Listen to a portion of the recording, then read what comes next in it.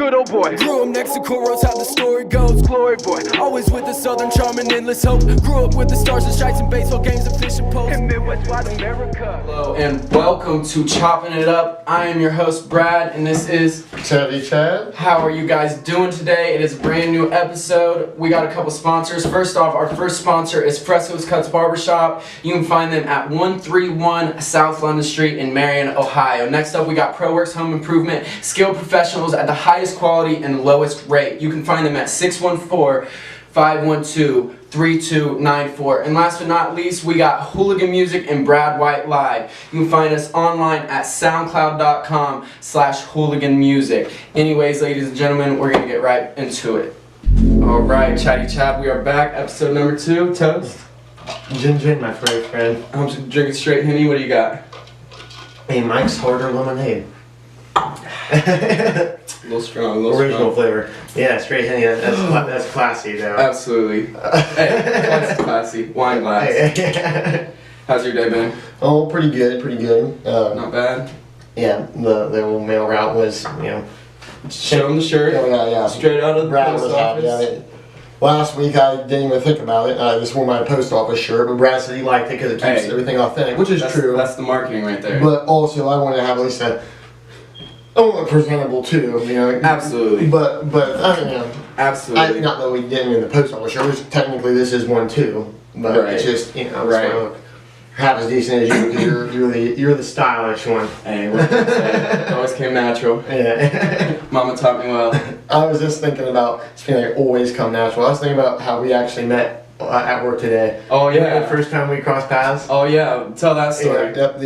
I was at Subway, and it was when the Wildcat card had just came out, and it was you buy like a meal with chips and a drink, you get the other 6-inch sub free or something. That's a little like perks card you get from the local schools here, by the way. Yeah, North End Wildcats had a Wildcat card. Well, I was going through the line, and I was basically already paid, just getting all my shit together. And Brad was the next one in line, and Brad was trying to get a drink with his meal, and it was just like a couple cents short, and they were giving me a hard. How old do you think you were? 19, 20? Yeah, probably.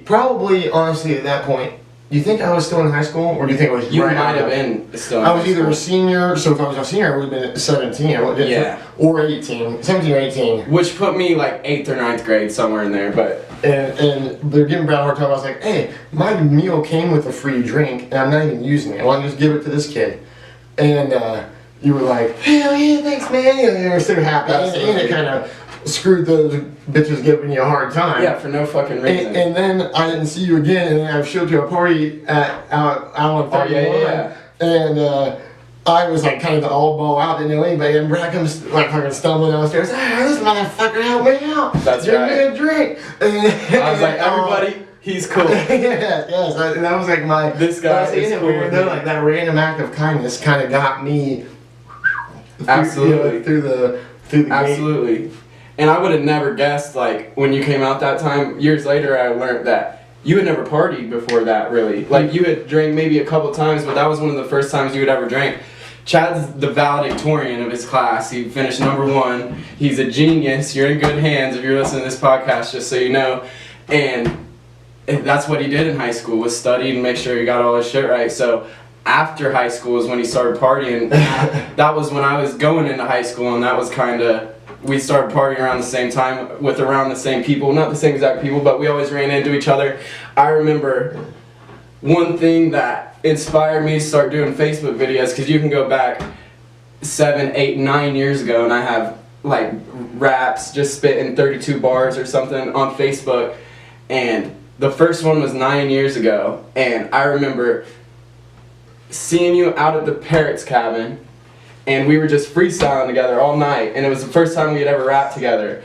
And after that, it inspired me. I went home that next day and made a video, and was like, I'm doing this all the time now. This is my new thing. Well, we had a lot of fun out there at the cabin. I can remember Foreman being out there rapping. Oh yeah. Remember the days you could get Foreman to Oh rap? yeah.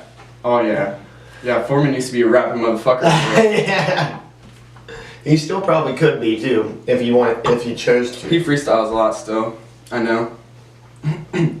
But yeah, that little act of kindness grew into a long, strong relationship. Yeah, for real. I think about that all the time. Because it was just it's one of those things that people find each other. You know, a little smaller than they think. It's probably a lot flatter than they think too. But you know, my point is though, the people who are meant to be around and with each other are going to find. You know, absolutely. You can't stop it. You can't. And it's crazy, man. Like, just all the memories we have up until this day just started from that one little. Isn't that crazy? One little moment. You know, which regardless, we would have seen each other at that party, but there just might not have been that. Yeah, so we might have been like, you know, what we were hardcore, like hard sword checking. To this day. Oh. Yeah. If we had a slight bit of technical difficulty, but where we cut out, Brad and I were talking about how we met, and what I was just getting ready to say to him was, it's crazy how one little moment to find something like that. But if we would have just bumped into each other randomly, both having a bad day, shoulder checks, you know, we could have spent the whole rest of our lives just from that one moment thinking, oh, Brad's an asshole. I Charlie wasn't an asshole. Fucking dickhead. Yeah. Yeah, but luckily it works out that way and you become friends. Right. Isn't that crazy too? And the thing is, too, like, even the people that you have a bad encounter with, you know, just maybe someone at a gas station or the checkout line or something, chances are they're not a bad person. Absolutely. But you everyone just going through their own shit their day to day. And because you aren't intimate with that person, the complete stranger means nothing to you. Right. You know? Yeah, no, absolutely. And nothing's going to grow from that when you don't. Yeah, and that's the problem. Honestly, like Joe Rogan was talking about, human life would be way more important if there was less human life. You know? Right. But for real though, everyone's life is so important to them. Right. You know, and you know, people you meet and cross your path that make an imprint on your life. You know, and that's, who knows? You know, these are all just speculated numbers. The world could be a lot smaller than we think. Oh, it is, for know? sure. It's just smaller than we try to perceive in our brain, absolutely. And what's the, they say like the 7 degrees of separation, you know? Kanye. 7 degrees. I know someone who knows someone. 7 steps later, someone knows Kanye. Yep. They say 7 degrees of separation. Everyone knows everybody. Yep. 7 degrees seems a lot of degrees to me. Like, I feel like it almost could be 5. There's a lot of possibility. Like, everybody you meet, like you said, you're gonna know them 4 different ways if you break it down to different people that they know. You're gonna find 4 or 5 different little routes. Is that everybody you meet? They say. I mean. Yeah, because I was like, if it's local around here, like that seems super possible. Exactly. But like, say we live in a rural area, road and stuff. Yeah. Like, so you meet someone in Atlanta. Hell. Right. Is it still the same? I bet you. I've noticed that only because I'm there in a certain fashion and for a certain industry that I like, especially with that, you meet so many people that are already networked through the people you already know, you know what I mean? So it stays true then. Absolutely. You know, and well, I know like that's why your name carries a lot of weight, and also in the worst manner, if you fuck everybody over you're fucking with, they're not gonna do business with you anymore. And that's the number one thing is how you treat people, because nothing comes back around unless you give it out. Yeah, that's why that statement, there's no such thing as bad publicity, is only true if you're already pretty famous. Right, absolutely. You know, you can't, if Bradley White's coming up in the rap game, and all the rumor is he's a selfish little asshole. Right.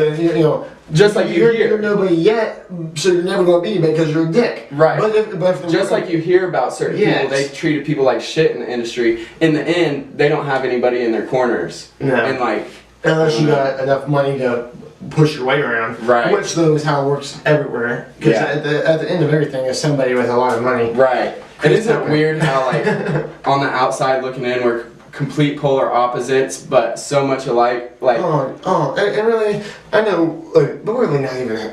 We are, but we aren't. Just if you look outside, from the outside, coming up, farm boy. Absolutely. And then, but honestly though, man, I feel like that's why this works so well. That's why our friendship works so well. Like, we're both just middle of the road guys. Yes, I probably lean a little more left, you probably lean a little more right, but at the end of the day, we were raised on the same values. Like, our families are different, but they were really the same in their parenting. Honestly, like your parents and my parents, like when I go over and hang out with your parents, they remind me of my parents. I'm always absolutely. No matter what, even if I've known my buddy Grant's mom, Lisa. Yeah. I go over and around my buddy's parents. I'm always going to be a little, not completely comfortable, because I always want to present myself perfectly to my buddy's parents. But when we're around your family, though, if we're like, the first thing, one of the You're just real first comfortable. deep things I remember your dad saying to me is like, truth will set you free. Well, maybe only if you're Martin Luther. Absolutely. And then we got into being able to talk. And the next thing we're talking about truth will set you free. The one part, he talked the truth. They killed his ass. They set him free. And we talked about that for. My dad's a real insightful dude. Yeah. Oh, and I just knew that was your right. And all your brothers sitting around. We dropped that rap. The first couple raps we did together. We're on there listening to him with your family. Yeah. Your family reminds me a lot of mine. Because it's your own little unit. You don't need anybody. Absolutely. That's how I was growing up. We worked together. It was everything. I would go off to school every day, to high school, middle school, whatever it was, come back home. But then we would do our work together. Right. I never really branched out and found anybody like you guys till after school. For me, becoming a man was when my personal life and my business life converged into one, and everything just finally made sense in a way. You know what I mean? When you work with your family and you all have common goals that you're working towards, nothing seems impossible because you're not you have no outside influence. It's all on the inside. You don't have to hear the bullshit from the haters. And I listen to all this show a lot, Joe Rogan a lot, especially. But like, the main message I hear from all these guys that have been successful is that they do not. They hear the bullshit and they hear the complaints. But if you have a genuine idea in your mind that you know is actually really, really good, don't ignore it, and don't let any outside people, because all these other motherfuckers are sad because they have had a failure in their life and now they're scared to go again. If you have something you know is genuine, go for it. Absolutely. And if you're doing something and you have something burning inside your soul, when you go to sleep every night, you have it in your mind, you can't think of anything else. Wake up thinking about it too. I've done this for 10 years straight, and I do my best to wake up every day and do what I have to do to get ahead. On the side, you have to go forward and you have to stay living and you have to make a living, but always, always, always come home. You don't know the power in your time. You always have to come home and put some time aside to do the things you want in life. Exactly, and that's the thing too. I understand. And I hate to say it's nothing about having kids, but if you have a kid, it just consumes that much extra time. So you're 8 hours of work for most people. Then you have to deal with your kids. I'm fortunate enough right now, and I'm not saying fortunate enough in a bad way, but for my my time restraints, I'm fortunate enough that I don't have kids. But and Brad's right. And like they say, the man, or whatever you want to call it, takes your best time. You wake up in the morning, you spend your first 8 hours of the day, your most energy-filled hours of the day, getting the paper. Absolutely. Getting this thing that we all agree was worth something in your pocket. But then you pursue your passion. And all these guys, Kanye, Taylor Swift, even Bill Gates, the nerd loved computers. He pursued computers.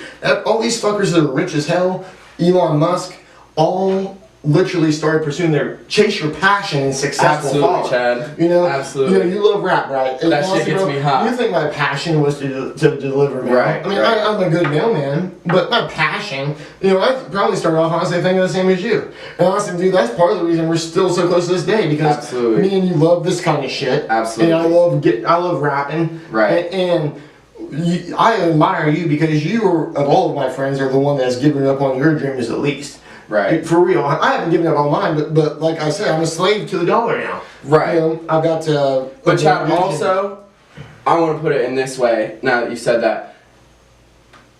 What I was saying, what I was touching on, you were the epitome of that. Like, I've watched you from the time I was a kid go from graduating high school to building like damn near fucking real estate empire, doing what you want to do on the side no matter what, always going for your dreams, working hard as shit. You work 9 hours a day, then go straight to the farm and do whatever you need to do that day. And that's not during farming season, that's all the time. So like, don't ever feel like you're a slave to the dollar, because you did that because you wanted to. That's true too. And that's the thing. People can say they're a slave to the dollar. And we all need the friendly neighborhood mailman. That's true too. But at the end of the day, you are still free. A human being can do whatever the F they want, but they just have to live with the consequences. Right. I could do nothing. I could start right now and just sit on my couch. eventually I'll run out of money. You got a little bit of money in my savings. Once that's out, lights are gonna go off. You know, I could kill somebody if I wanted to. Yep. But you know what? Fuck, I'm gonna have to live with the consequences, Absolutely. and they're probably gonna kill me 20 years from now. You know. Absolutely. We should check. We should do a little. Yeah.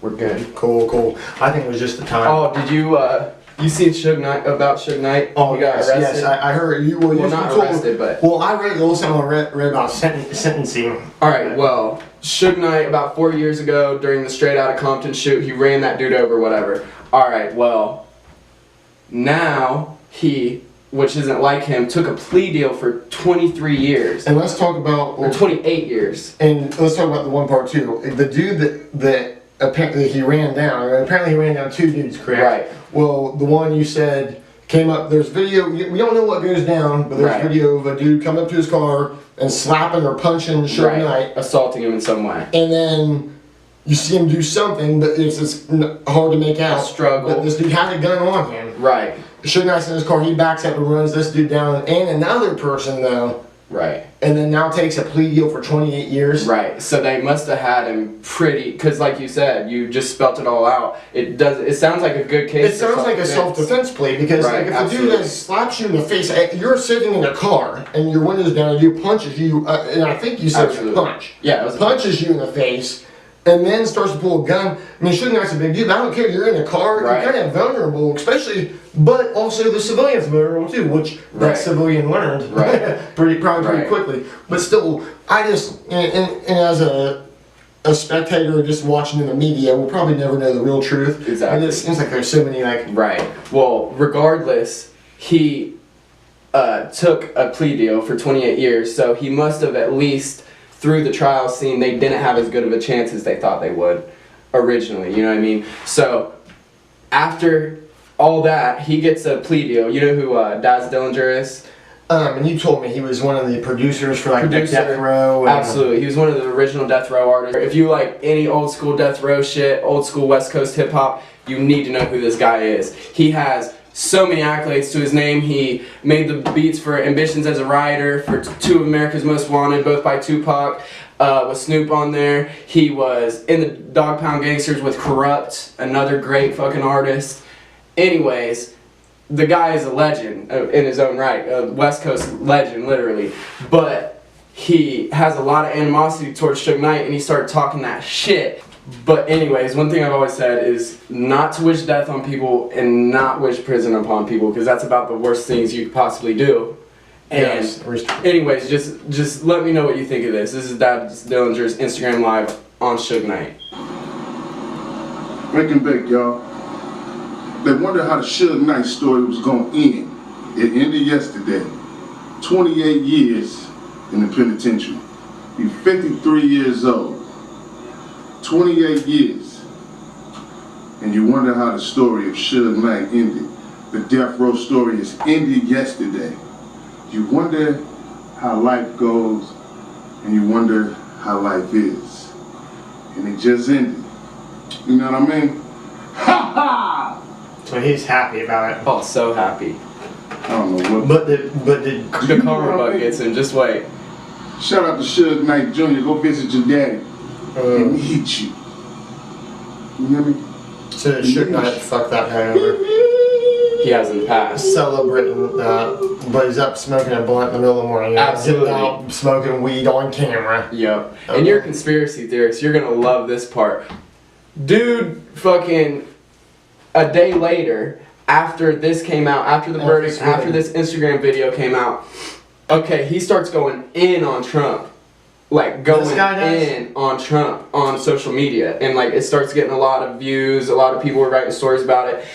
It's about Trump and Kanye. The next day, he got 13 felonies. The day after recording this video for a bunch of trumped up charges. Okay, he bought this house in ATL, and I read the report. It said authorities went into an Atlanta home this evening, and upon entering, they found 1 packet of marijuana rolled up blunts.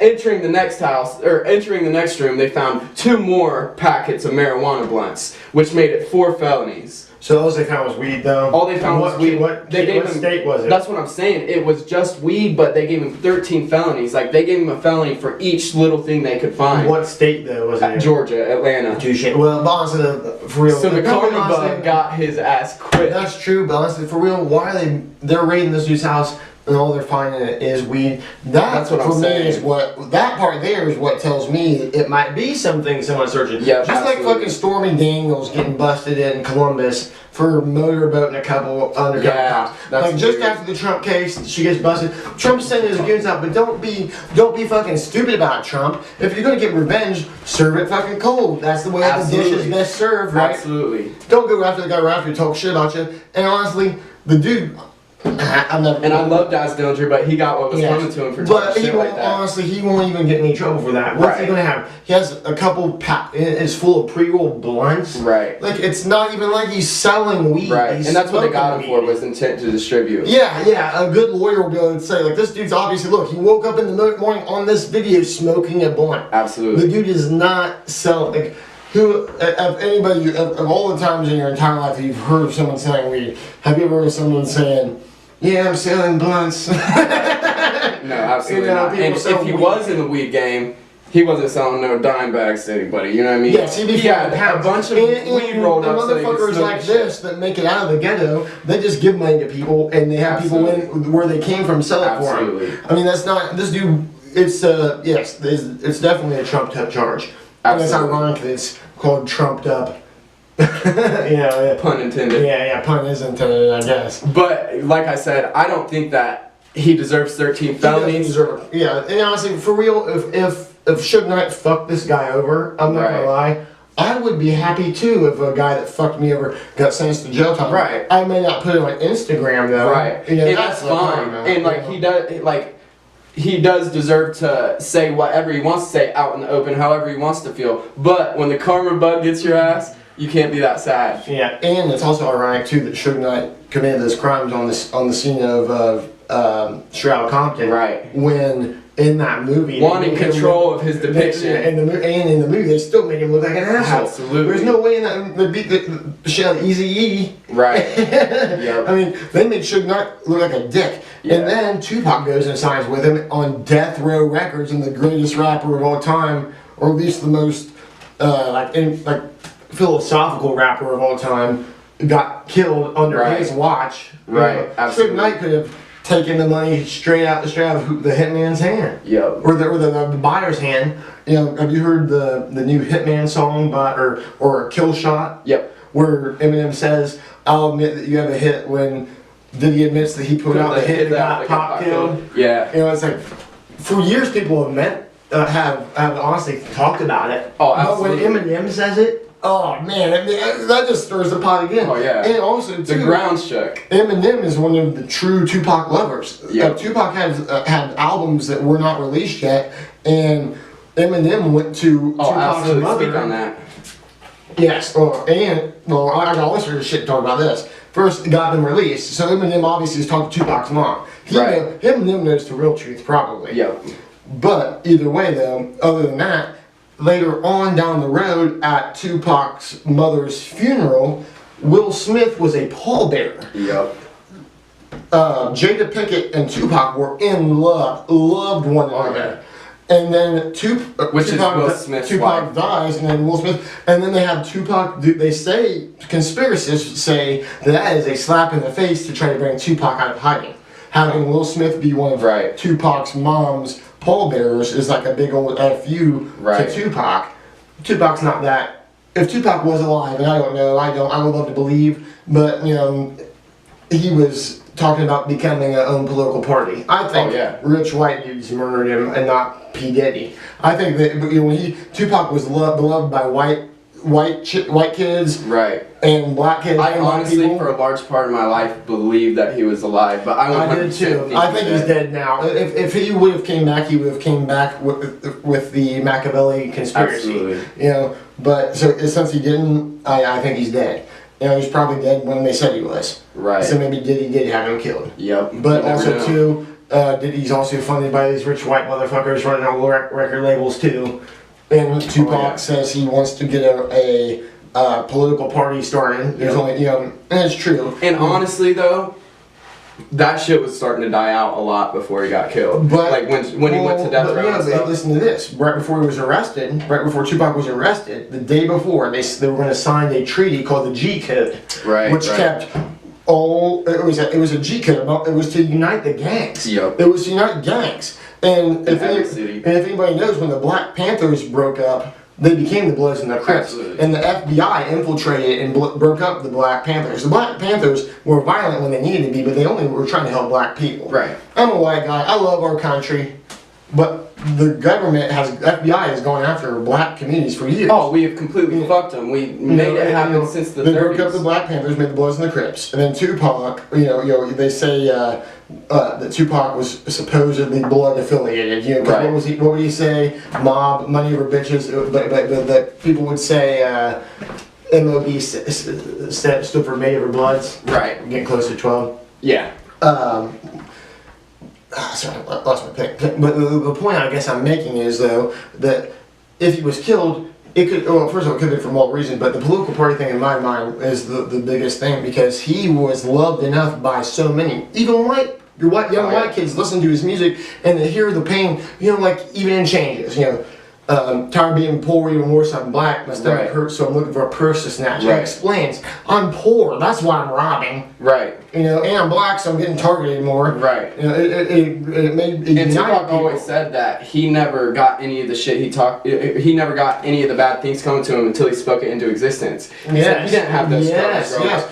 His mom was big in the Black Panther Party. They were very targeted. His stepdad was arrested right in front of them. They were on the run for a long time. And these motherfuckers were doing nothing but, honestly, literally they were nothing but activists. Oh, absolutely. And the FBI is targeting them. Absolutely. Why are the FBI hunting criminals? These people are activists trying to help their race in this country. They're supposed to be equal rights. That's the fucked up thing about the whole Tupac life. It needs to happen again. Because Tupac the only reason Tupac became a rapper is because no one knew where he fucking came from. Right. If they would have known where Tupac came from, they would never let him be a rapper, because they had a voice. Tupac got stomped down, curb stomped on the street with his first album from the dude that made Humpty. Who's the Humpty dude? He put Tupac on. Yeah, Tupac made a first release song by himself about the police brutality. Right. And only after that, Tupac was pulled over by two, of course, off-duty white cops. These two were on duty, but they were white. But and of course, that's how they always portray it. But it's the guy that was shot? They shot? No. Tupac was pulled over and got beaten down by two white cops just after that first release. And then Tupac. Now, no one ever knows this. Tupac saw a black man being beaten down. Tupac dropped to one knee and capped an off-duty officer in the ass. Shot him in the fucking ass.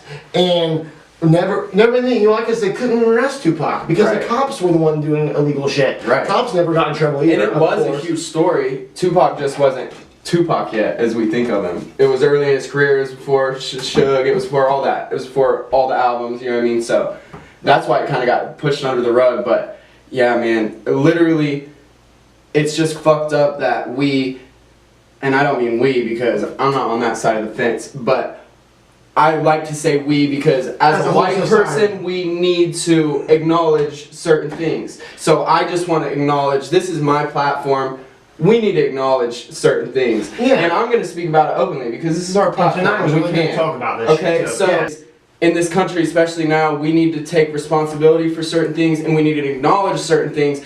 And we need to try to listen to what that fucking man was trying to say. Because there was a strong message there that never got to blossom. And that's so for a reason. Because I feel like they kept Tupac silent. The whole Tupac Biggie debate in general was all a facade. I'm sorry for you Biggie fans out there, but the truth is, look at the fucking numbers. Numbers don't lie. Tupac was selling all the fucking albums. Biggie was only honestly famous because the media tried to make a Biggie-Tupac beef. People bought Tupac albums. Biggie was good. I jammed to about 5 Biggie songs, maybe 3. But my point is though, Biggie was never as good as Tupac. People who debate it are silly. The reason they made it was for the media fucking hype. I think it's debatable. Only because hip hop wasn't nationwide yet, and it was two separate industries at that point. Well, and they but were it was, both it run was as East separate Coast, industries. West Coast. Exactly. So I guess, but in a way though, it was nationwide, but it was just East Coast and Anyways, we could go on all night. I know you can. And we just got some really bad news. We're gonna cut the episode short.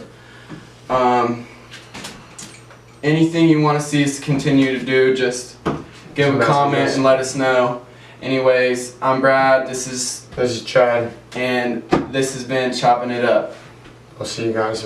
Sympathies to everything that happened tonight. You know, nothing more needs to be said. We're not broadcasting anybody's businesses, but a tragedy happened tonight, and we just broadcast our sympathies. That's all we have to say. Thank you.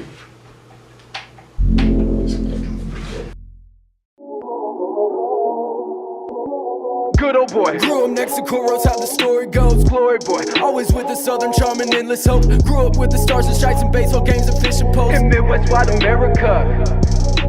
Good old boy. Mama drug his ass to church like every week. Papa raised from greatness, was expecting nothing less from me. Mashed potatoes, gravy with an extra racy recipe. In Midwest wide America. The locals, they ain't vocal with their feelings. Where anyone with culture is a villain. In the 6 they pitch a tent and never bitch.